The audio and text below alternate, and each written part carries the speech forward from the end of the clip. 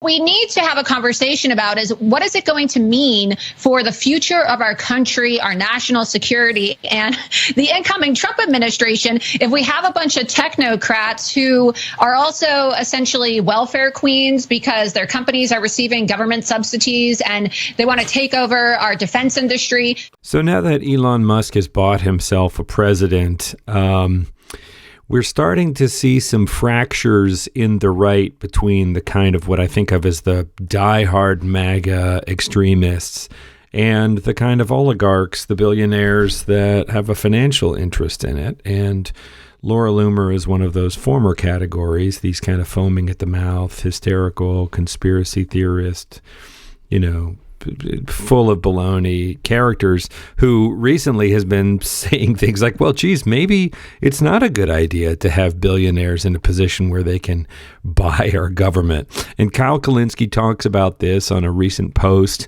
I think it's an entertaining video. He has some good points. I'm going to weigh in with my opinions, and then I want to know what you think in the comments. But let's take a listen to it together. All right, guys, what you're about to see here can only be described as glorious. Every now and then, there's a moment where some right-winger, some MAGA member, doesn't even recognize it, but they basically admit, like, yeah, the left-wingers were right all along, right? And they're not with it enough mentally to understand that that's what they're doing, is they're admitting the other side was right. But this is just such a beautiful example of it here that, I'm sure if you show this back to Laura Loomer and explain to her, you do realize you just admitted lefties were correct all along, right? I don't even think she could deny it. So let's start with this one. I got a couple clips of hers. Here she is talking to Eric Bolling. Here we go. Are you surprised we haven't heard from any of these folks in Trump world right now?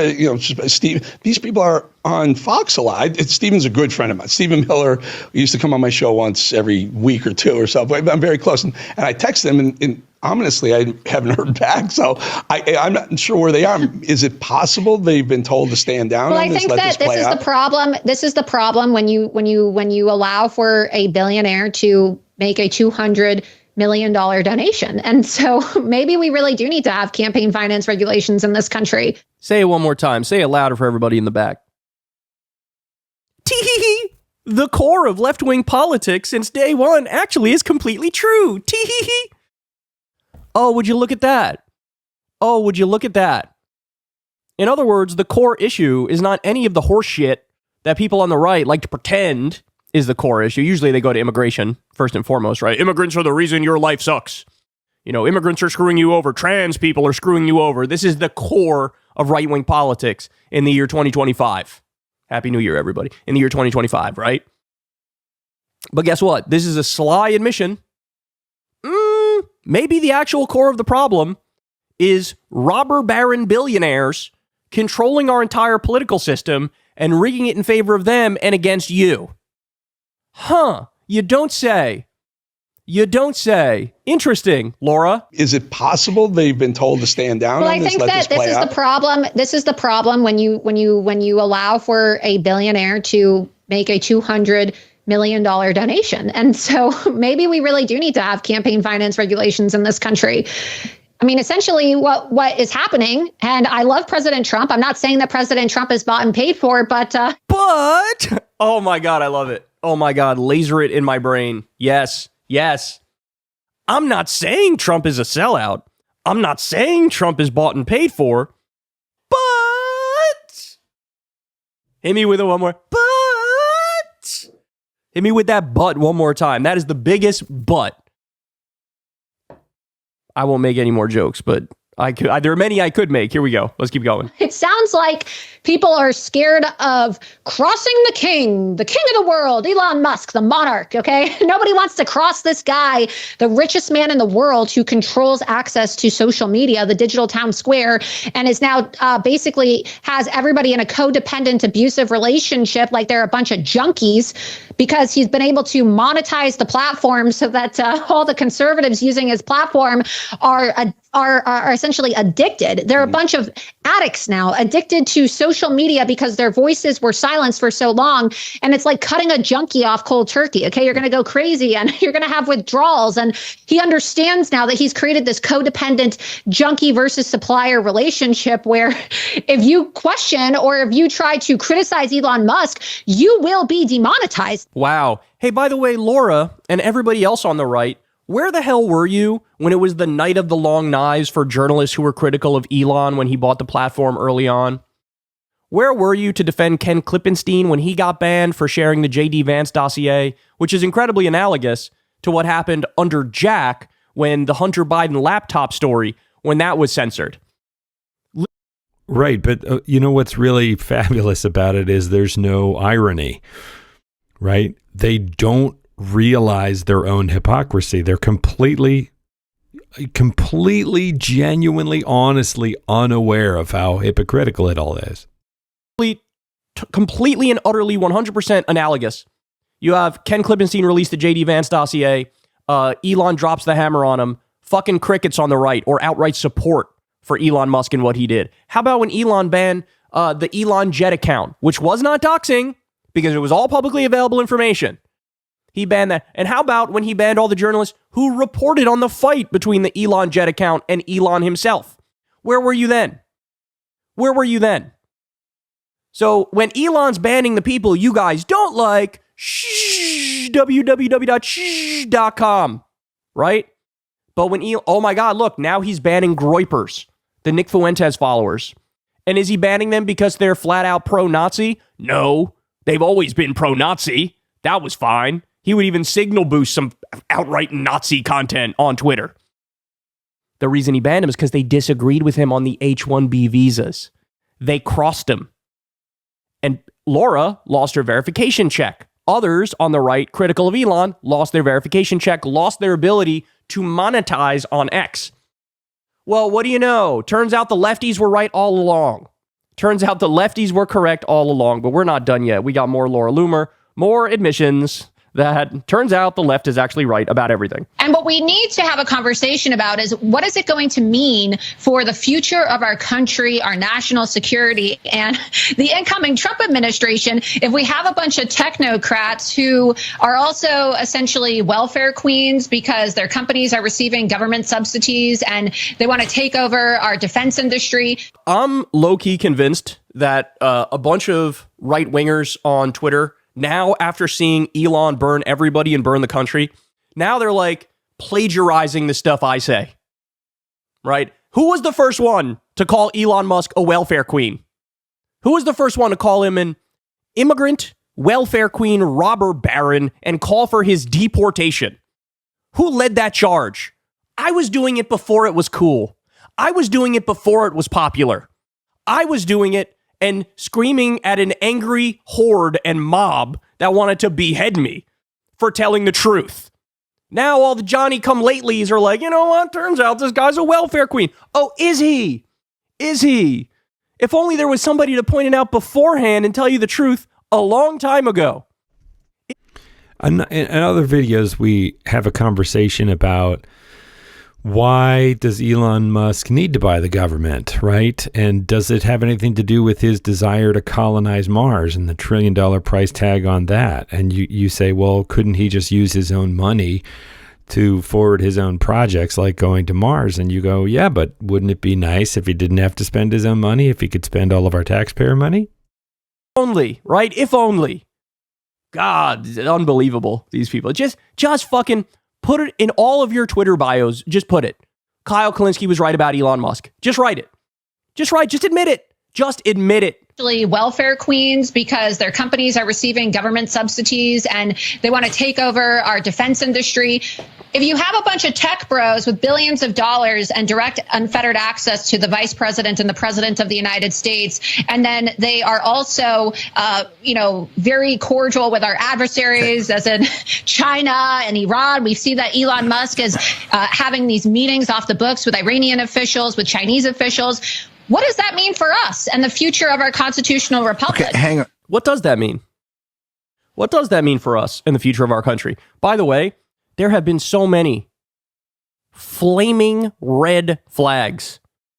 Just remember when that Mark Andreessen douchebag went on Rogan's show? You know, Rogan, the everyman, the down-to-earth regular guy who brings on a billionaire to spew propaganda on a fucking every other weekly basis, right? He brings on this Mark Andreessen guy to lie about the Consumer Financial Protection Bureau. This guy says, it's Elizabeth Warren's personal agency that she gets control. No, it's not. She came up with the idea, but it's not her agency. The Consumer Financial Protection Bureau does exactly what it says in the name. This guy lied and said, oh, they debank people. That is literally the exact opposite of the truth. They protect against debanking. You know what else they do? They've returned $19 billion to Americans who were defrauded by big financial institutions. I know, I'm one of them. I told you guys the story, the fake identity theft protection shit that they sold me. I was paying $10 a month or whatever it was, and was for an extended period of time. And then one day I get a check in the mail from the CFPB, from the federal government, and it's for hundreds of dollars because it turns out there was no identity theft protection. They were committing fraud. They were just lying to nickel and dime me and many other people. This is what we're talking about. So this guy wants to shit on one of the best government agencies that's actually working for the American people. One of the absolute best government agencies looking out for regular average Joes and average Janes in this country who are getting shook down by big financial institutions. He said, we got to eliminate that one. Why does he actually want to eliminate that one? Because he's a con artist. He's a fraudster. He's been involved in all these sketchy things where he makes a shitload of profit and screws people over, just like Vivek Ramaswamy and his fucking Alzheimer's drug that failed 4 different trials, and then he pumped it up like it was going to succeed, and then it didn't, and it was a pump and dump, and he pulled the rug out from underneath him, and he ran out the back door with all the money, just like that asshole. So, oh, would you look at that? It turns out all of these tech bro billionaire douchebags are liars, and all they care about is their bottom line, including Elon Musk, the king among them. Turns out he only cares about his money, his profit, his power, his control. If only that was the most obvious thing in the world from day one. If only there was a number of people, including this one, telling you from day one, hey, beware. Would the right-wingers be cheering if George Soros was parading around with a Democratic presidential candidate and giving speeches with them, talking at the rallies, on phone calls with other world leaders? Would that be cool with the right? Yeah, let George Soros run our foreign policy and run our domestic policy. Why not? What can go wrong? As a matter of principle, you should be against that. Why? Because these are robber barons. They're robber barons. Go read about the Gilded Age. Learn about it. This is what happens when you have government of, by, and for the wealthy. They keep rigging the rules for them and against you. There's a reason why we haven't had a higher minimum wage. It hasn't increased since fucking like 2007 or something like that. There's a reason for that. There's a reason why they didn't pass the PRO Act. There's a reason why we can't get paid family leave passed, even though it polls at over 80%. There's a reason why we don't do a 4-day work week, even though every study says, hey, workers are just as productive, if not more productive, but they get to work 4 days instead of 5. Understand, guys, they're hoodwinking you. They're bamboozling you. And it took till now for these people to realize it. Why? Why are they now realizing it? Because immigrants are involved. That's why. It took the H-1B visa debate for them to realize it. But are they going to snap right back into their serf, peasant-ass mindset? Is that what they're going to do?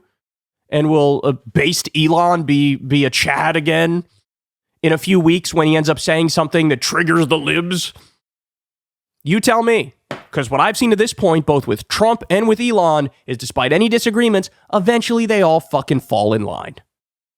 Like the good little peasants they are, with the serf brain that they all possess. Eventually they all fall in line. I think, my personal take on it too is that we're talking about people who are selling this oppositional outrage. Like Steve Bannon, Stephen Miller, these guys do have white nationalist agendas, right? But a Laura Loomer's an opportunist. I mean, she may well too, but a Marjorie Taylor Greene, Lauren Boebert, these people are opportunists. They like the comfortable lifestyle that a position of power gives them, whether it's government power, media power, whatever. And what really hurts a Laura Loomer is when you demonetize her ability to literally sell this We need to rise up. They're stealing your blood, right? It's just outrage. They do. You do not see this mirrored on the left. You just don't. There was a clip of Rogan the other day talking about Nancy Pelosi and how much money she makes from investments and saying like, this is brazen corruption, bro. That's true. You know who's made that point 5 trillion times before it ever got to Joe Rogan? Every lefty I know. But you know what else every lefty will admit? That Rogan will never admit. Trump made $160 million from foreign governments while he was president last time.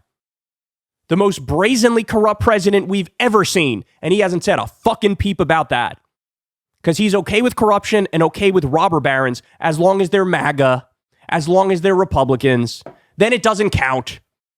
Then there's all these reasons why it's actually okay and it's not what it very plainly is. Will they stand by it? We shall see, but I would not hold my breath. Of course, that's the strategy. That's the strategy. Accuse your opponent of the crime which you are currently committing.